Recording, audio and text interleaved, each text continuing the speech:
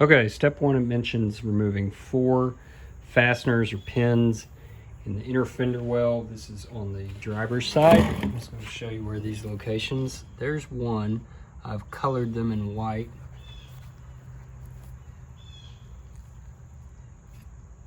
There is another right here. Not very easily seen.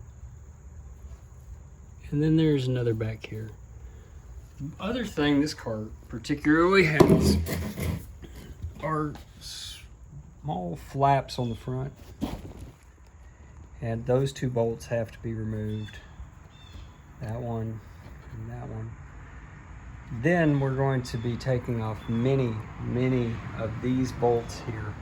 These are what retain the front bumper. As you can see, there are several to the lower splash guard, and I would recommend a small impact.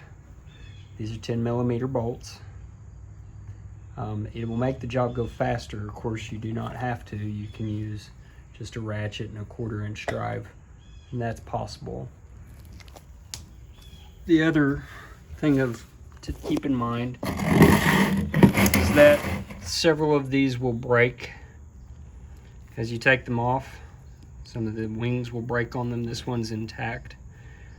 If they do, I recommend an assortment kit, and that is the 20mm by 15mm, 13.5, 9.9.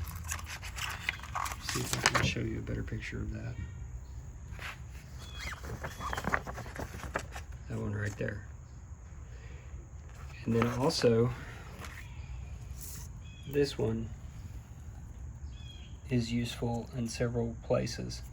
So this one and this one, especially this, because they break. Be back in a minute.